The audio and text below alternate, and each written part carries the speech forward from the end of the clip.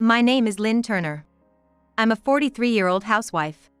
I live happily with my husband, Sam, and my son, Sean. I have a peaceful and happy family now, but there was a time when I was disillusioned with marriage and had a distrust of men. This was about a decade ago. I was married to a man named Harry.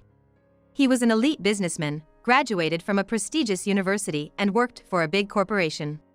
I worked as an office clerk in the same company. I don't know how he noticed me, but after his persistent pursuit, we got married. Then I quit my job to become a full-time housewife. At first, it was a sweet and happy marriage, like something out of a dream. But it didn't last long. The discord between us stemmed from our inability to have children. Harry wanted a child of his own bloodline. My in-laws often pressured me for grandchildren, and gradually, I became fed up and started avoiding talks about children and in-laws. But of course, I wanted a child with the man I loved. With that resolve, I went to a nearby clinic. However, the doctor's words were unexpected. "There's nothing particularly wrong with your health, Mrs. Turner." Does that mean? Could you bring your husband next time? Cooperation between couples is essential for infertility treatment. With these advising words, I went home feeling uneasy and told Harry that we should visit the clinic together. But he lashed out, "What? You're saying it's my fault we can't have kids? That's ridiculous. It's the wife's job to have kids, so it must be your fault." Since then, I couldn't talk about children or infertility treatment anymore. Our time together as a couple decreased, and lately, I felt tense just being alone with Harry. It was almost a relief. One day, when I returned from shopping, I found divorce papers on the living room table. What? Next to it was a hastily written note. "I'm sick of you. Get out of my life." Such a simple farewell. In shock, I called Harry. "What's up? You have something to complain about?" "What's this?" "Of course, I have something to say. What is this all about?" "You can see it's a divorce paper, right? Just file it yourself. I'm not coming back home." "Huh? You didn't realize, but I have another girlfriend. Much younger and prettier than you. What a waste of time. I should have divorced you sooner." His blatant confession of infidelity and harsh words left me speechless. Without another word, Harry hung up, saying, "Goodbye. We probably won't meet again." I just collapsed right there. Tears started flowing naturally. They were tears of frustration. Slowly, I stood up and signed my part of the divorce papers. Then, a decade or so passed. That day, my family and I were at a nearby shopping mall. After lunch, we decided to go our separate ways for a bit. Sam and Sean went to look at books in a bookstore, enjoying their time together. I wanted to rest a bit more, so I sat down on a nearby bench. That's when it happened. "Hey, isn't that you, Lynn? Long time no see." A familiar voice, one I thought I'd never hear again. I tried to ignore it, but he grabbed my arm, saying, "Hey, ignoring me? You've got some nerve." I turned around. As I expected, it was my ex-husband, Harry. I involuntarily shrank back. I never expected to run into him here. Why would he bother talking to me now, after all this time? Harry immediately noticed the shining ring on my ring finger and snorted. "What, you got married again? Still infertile, I bet? You're too old to be dreaming like that." He spoke to me with the same contempt as before and then brought forward a young girl who was hiding behind him. "This is my daughter. Pretty, isn't she?" The girl, surprised to be addressed, stepped forward. With her beautiful face and long silky hair, she indeed looked lovely. But there was a hint of fear in her eyes. Harry, unasked, started bragging about her. "She's a model, recently started appearing on TV. But you, poor infertile woman, you'll never experience this," he said, crossing his arms and looking down at me. I wanted to retort, but I couldn't find the words. I was just like before. Just then, Sean, carrying bags from the bookstore, came running over. "Mom, what's going on?" I heard loud voices. "Who is this guy?" "Huh? Mom?" He looked foolishly surprised. "Yes, I'm not alone now. I have a precious family. I have the strongest allies by my side." I held back my tears and stood tall. Infertility? Oh, that was a thing of the past. Let me introduce you, this is my son. I hugged Sean, who had come to my side, and spoke clearly. Harry's eyes widened in surprise. Sean, catching on quickly, nodded briefly and gave Harry a polite smile. Nice to meet you. I've heard a lot about you. I'm Sean, I'm her son. I'll be a sophomore at Prestige Academy this year. What? Harry was taken aback. Perhaps by the mention of Prestige Academy. It's a well-known school in the region with high academic standards. The school has excellent students. Passers-by started to look at us, wondering what was going on. Harry clicked his tongue loudly and glared at me, as if to blame me for attracting attention. But I wasn't afraid anymore. In fact, I was more focused on how small-minded Harry seemed, wondering why I was ever afraid of such a petty man. I felt strong because I had my precious family with me. Sean's friendly smile faded, replaced by a cold look. I observed Harry with a newfound sense of calm. He had changed a lot in the years since I last saw him. The sharp, elite businessman's look had gone. His face was saggy, his beard unkempt, and his hair disheveled.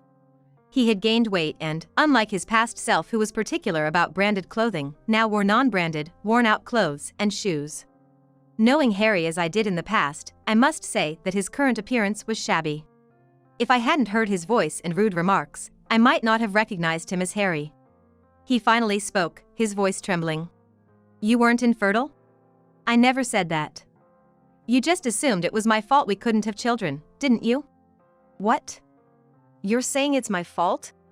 I didn't say that either. You really don't get it, do you? You haven't changed at all. Since when did you start talking back to me like that? Just now. And we're strangers now, so it doesn't matter how I talk to you. Can you stop acting like we're still married and being so familiar?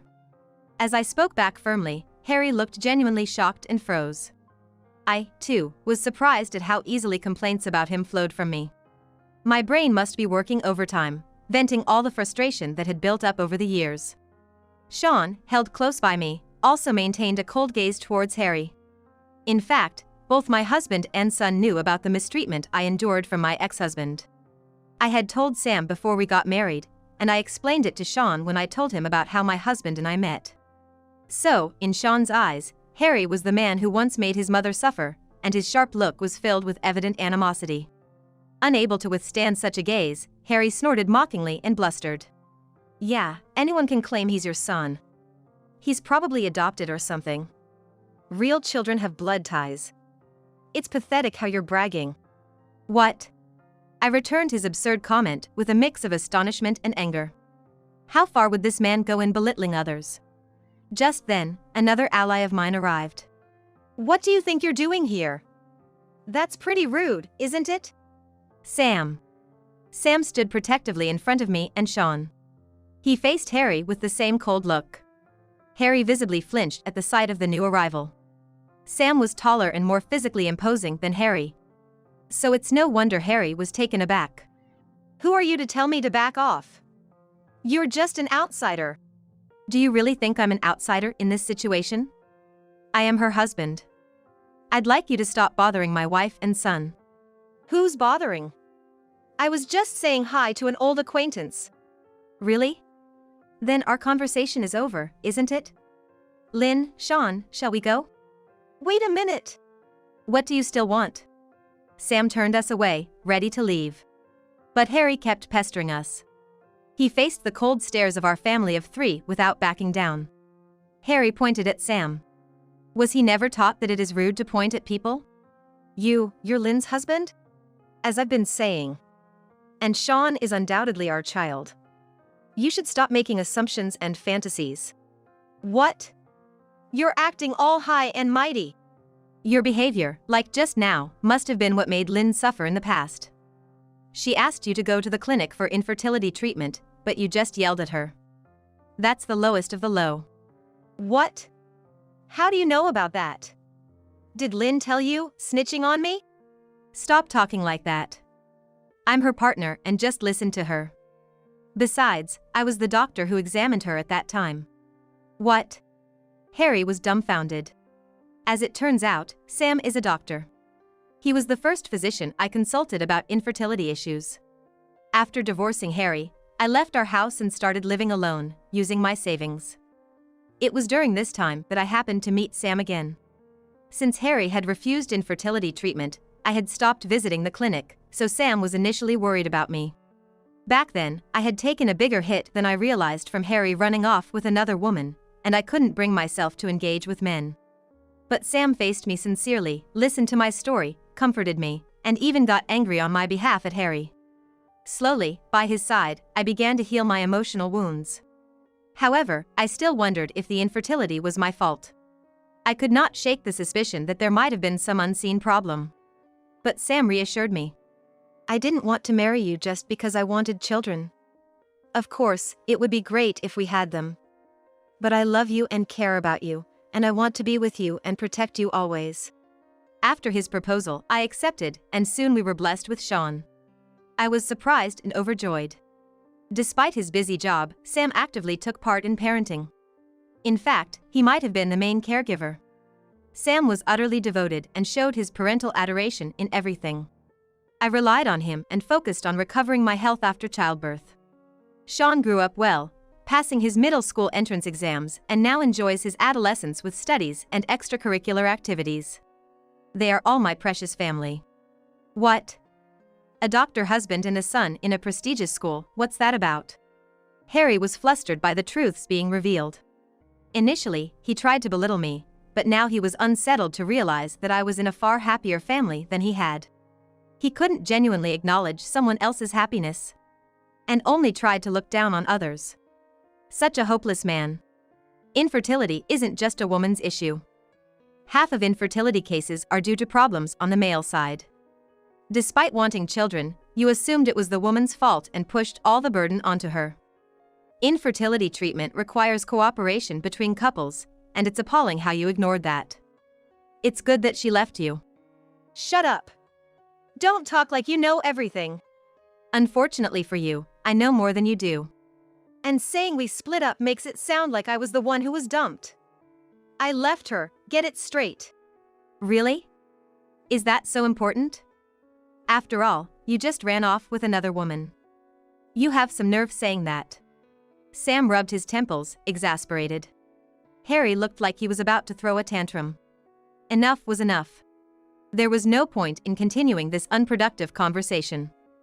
There was nothing left to talk about anyway. In my mind, Harry was already a part of my past. I stepped up next to Sam, who was protecting me, and declared firmly. That's enough, don't you think? You and I are strangers now. And just so you know, I could sue you for defamation for all the insults you've hurled at me. What? Sue me? Why? I only spoke the truth. The truth? Whether it's about infertility or our son, everything you've said is just your assumption. Do you think it's okay to hurt someone just because you believe it's the truth? Aren't you embarrassed to behave like that in front of your own child? What did you say? How dare you talk to me like that? That's why I'm asking you to stop pretending we're family. It's nothing but a nuisance. Can you please never speak to me again? What? Harry stepped forward, anger contorting his face. I braced myself, with Sam and Sean ready to shield me. Then, I noticed a security guard approaching us. Perhaps the crowd around us let him know about us. But it was Harry's daughter who stopped him. Dad, enough already. Let's go, Mom is waiting, he said, pulling his arm forcefully. Harry seemed reluctant, but he noticed the approaching guard. He turned to us and sniffed with all his might, humph, and left the place as if dragged by his daughter. His daughter glanced back at us and gave a small apologetic smile. She seemed quiet but strong-willed. Honestly, she didn't look much like Harry, but I refrained from mentioning it. And I'm sure Sam felt the same. After explaining the situation to the security guard who arrived, we decided to resume our shopping to change our mood. It was an unexpected reunion with my ex-husband. I did my best to butt out as annoying, and I knew that if I had said all that, even if he saw me, he wouldn't get involved. But Harry's obsession took a strange turn and began to spiral out of control. About 2 weeks after the incident at the mall, Sean came home from school with a strange look on his face and said, I need to talk to you. In the living room, over tea and snacks, I heard his story. Sean told me something I never expected. Today, I was ambushed at the school gate. Ambushed? By whom? That man, your ex-husband, was it Harry? He was waiting for me. What? I was shocked. Sean explained that just after parting with his friends at the school gate, Harry suddenly appeared from behind the school's fence and started talking to him. Indeed, Sean had mentioned his school name as part of his introduction, so it made sense that Harry knew which school he attended. However, the idea of him lying in wait like some kind of stalker chilled me. I was horrified by the sheer absurdity of Harry's actions. I'm sure Sean was even more shocked than I was. I moved to sit next to Sean, stroking his shoulder to comfort him, and urged him to continue his story. I was so startled, I just stopped. I should have ignored him. No, it's okay. It's shocking to have someone suddenly approach you like that. So, what did he say to you? He said that I am actually his son, and that my mom had been unfaithful with the doctor who is now my dad while she was married to him. What? What's that? What nonsense he's spouting. He had the nerve to insist all along that I was infertile. And then, once a child is born, he claims it's his son. Despite his own infidelity, he dares to accuse me of being unfaithful as well. I frowned. Sean hurriedly added. Of course, I knew it was all lies. He kept talking even when I ignored him, so in the end, I just ran away. That's all right. Thank you for telling me. I hugged Sean. He hesitantly wrapped his arms around my back. Burying his face in my chest, he said softly. I realized again how awful that man is. Lying in wait to feed me baseless lies. I'm glad you left him. If not, I wouldn't have been born. I guess that's the only thing to be thankful for. Sean, you're something else. I laughed at Sean's lighthearted comment and started to eat snacks, but inside, I was resolved. If it were just me, it might be different, but I won't tolerate Harry spewing abuse or trying to harm my husband and son. That very day, I contacted the school. I informed the teacher on the phone about the suspicious man lurking around and that my son was approached. The teacher was quick to act, and the school staff and security guards intensified their regular patrols. That evening, when Sam came home, I told him about Harry's contact with Sean. Sam was outraged. I can't believe he would do something like that. It's okay, I've already talked to the school. If Harry tries to get close to our family again, Sam and I agreed to report him to the police without hesitation. The sighting of the suspicious person was communicated throughout the school the next day.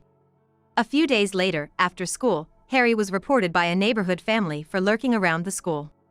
Harry's intimidating and violent behavior towards the police who responded only worsened his image, and I heard he was taken away in a patrol car for questioning. Receiving this news, I felt a wave of relief. At least for now, the danger to Sean should be over. I need to prepare for when this issue might come back to us.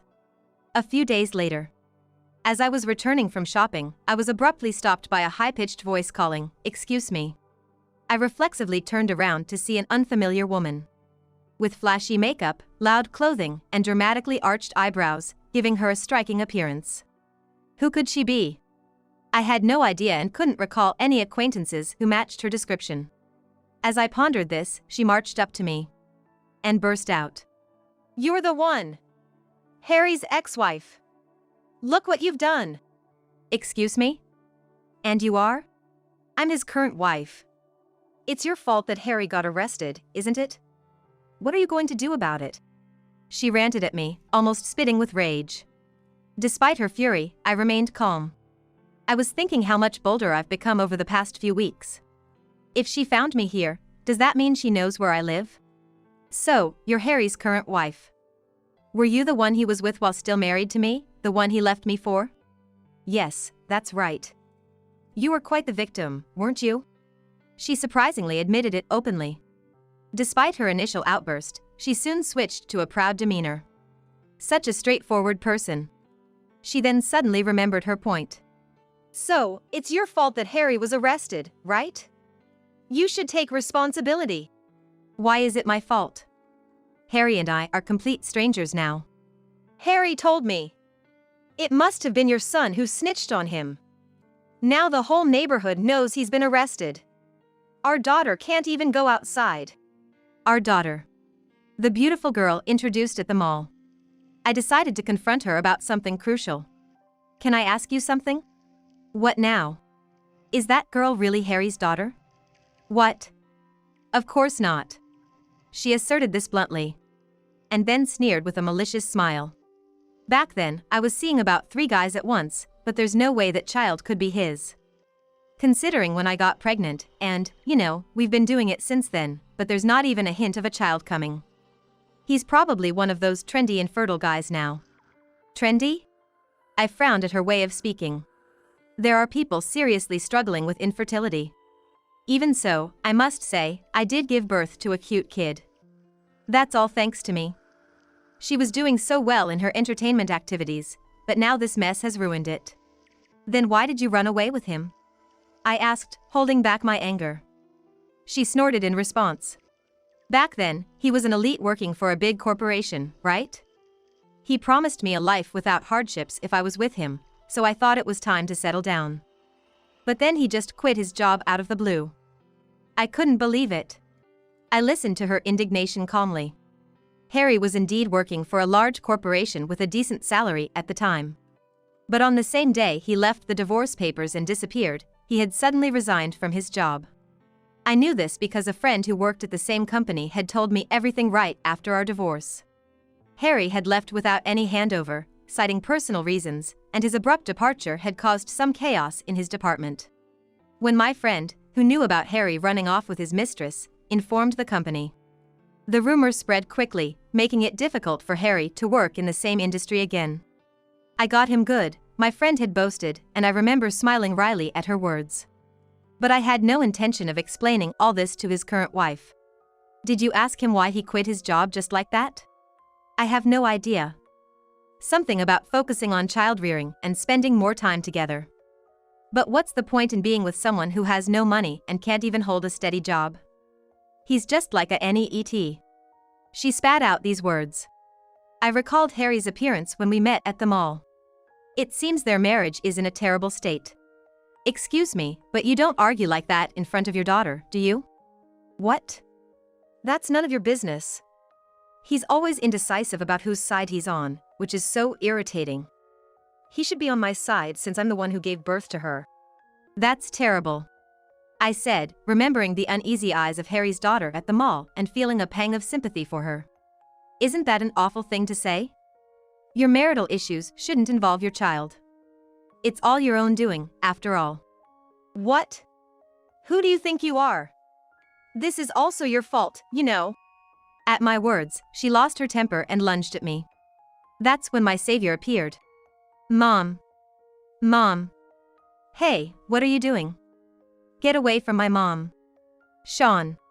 It was Sean and Harry's daughter who had rushed over. Sean pulled Harry's wife away from me and shielded me with his back. Harry's irate wife was being restrained by her daughter. Mom, are you okay? Sean, thank you. But why are you here with her? I saw her wandering around here and approached her. Then she said her mom might have gone to complain to you, so we were searching together. That's when we heard the arguing. I see. I looked over Sean's shoulder at the mother and daughter in front of us. They were arguing fiercely. Stop it. I need to give her a piece of my mind. Mirabelle, you must feel the same, right? Mom, please stop this. It's embarrassing. Embarrassing, you say?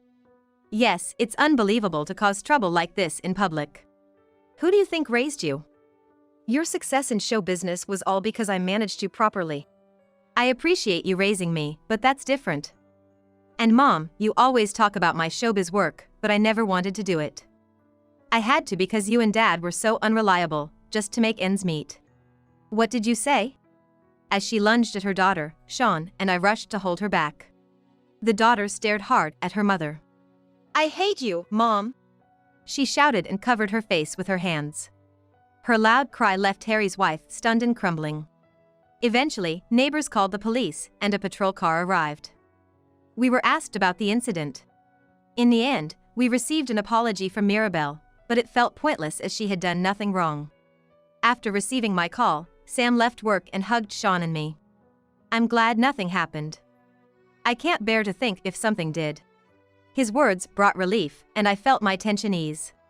After that, Harry kept trying to ambush Sean, but was reported every time and never met Sean again. Harry and his wife's arguments grew worse, and I heard they divorced not long after the incident. I didn't care about them, but I was concerned about Mirabelle. She was taken in by distant relatives. The couple who couldn't have children treated Mirabelle as if she were their own daughter, but she felt it was too much to impose on them for too long, so she decided to aim for enrollment in a boarding high school. This was information from Sean. Since then, he's been in touch with Mirabelle. And they even plan online study sessions now. Apparently, she couldn't attend school properly because her parents forced her to prioritize her entertainment career. Such irresponsible parents. We decided to move, considering the risk of them knowing our address. Sam thought it was dangerous. Mom, Dad, can I write a letter to Mirabelle once we settle in the new house? That should be fine, Sean. Our address shouldn't leak from her. Shall we go buy some letter sets together sometime? Sean smiled happily. Children are innocent. I renewed my determination to protect the peaceful everyday life where my family can laugh and enjoy together.